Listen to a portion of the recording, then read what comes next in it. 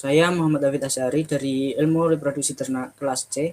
Di sini saya akan mempresentasikan tentang ilmu reproduksi ternak mencakup alat reproduksi pada hewan jantan, alat reproduksi pada hewan betina, hipotalamus, hipofisis, hubungan dari hipotalamus, hipofisis, dan gonad, serta pubertas. Reproduksi merupakan bagian ilmu faal atau fisiologi yang berarti proses biologis individu untuk menghasilkan individu baru. Nah, hewan dapat bereproduksi ketika telah mencapai masa pubertas atau dewasa kelamin yang diatur oleh hormon yang dihasilkan oleh kelenjar endokrin seperti LH dan FSH. Hewan khususnya ternak berproduksi secara aseksual fisiologik yang terdiri dari pembentukan sel gamet, pelepasan sel gamet, pertemuan gamet jantan dan gamet betina, fertilisasi, dan pertumbuhan zigot. Peningkatan efisiensi serta perbaikan keturunan dapat dilakukan dengan cara seperti inseminasi buatan, embrio transfer, chimera, dan cloning. Selanjutnya yaitu sistem alat reproduksi hewan jantan. Alat reproduksi hewan jantan terdiri dari pertama yaitu saluran kelamin seperti testis, epididymis, ductus deferens, uretra, dan kelenjar kelamin tambahan atau glandula aksesoria seperti kelenjar versicularis, kelenjar prostate, kelenjar uretralis, dan ductus. Uretra terdiri dari pars pelvina, pars purpuratralis, dan pars penis.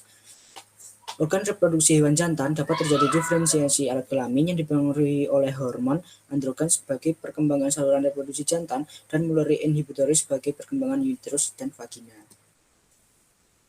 Sistem alat reproduksi hewan betina terdiri dari gonad atau ovarium, saluran reproduksi seperti oviduct, tuba fallopiae, uterus, cervix, dan vagina.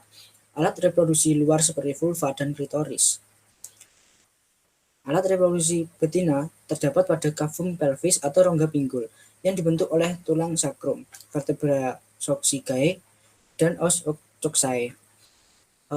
Alat reproduksi hewan betina dapat terjadi diferensiasi alat kelamin yang dipengaruhi oleh faktor genotip, hormon, dan lingkungan luar maupun dalam. Selanjutnya yaitu hipotalamus. Hipotalamus merupakan bagian encephalon sebagai dasar dinding lateral ventrikel ketiga pada otak, serta berhubungan dengan pituitari. Hipotalamus terdiri dari bagian mamillare, media, paraventricle nuclei, dan supraoptic nuclei. Hormon yang digunakan sebagai reproduksi terbagi menjadi primary hormon dan secondary hormon. Hipofisis terletak pada lubang tulang sela turgica atau pelana kuda pada dasar otak. Posterior lobe neurohipofisis mencakup pars intermedia yaitu jaringan sempit pada pars distalis dan pars nervosa. Pars nervosa adalah bagian terbesar dari neurohipofisis yang mengandung banyak syaraf. Hipofisis terdiri dari dua bagian yaitu anterior lobe adenohipofisis dan posterior lobe neurohipofisis. Anterior lobe adenohipofisis mencakup pars distalis sebagai bagian utama adenohipofisis yang mengandung sekresi STH, ACTH, TSH, FSH, LH, dan LTH.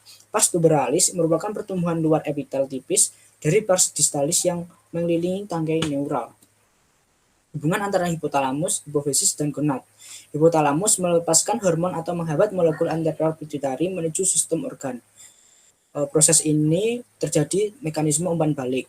Mekanisme umpan balik pada betina diawali dengan penerimaan hipotalamus dan merangsang neurohipofisis untuk menghasilkan oksitoksin serta relaksin sebagai laktasi serta mengeluarkan adenohipofisis menuju hipofisis anterior mensekresikan FSH dan LH. Pada hewan jantan, mekanisme umpan balik terjadi dengan stimulasi LH.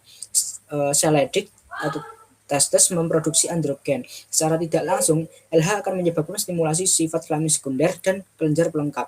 Androgen jantan dewasa disebut dengan testosteron sebagai perkembangan karakteristik seksual sekunder, memelihara saluran reproduksi, ekspresi libido, dan lain sebagainya. Atas merupakan umur suatu ternak atau masa ternak di mana organ reproduksinya dapat berfungsi dan terjadi perkembangbiakan.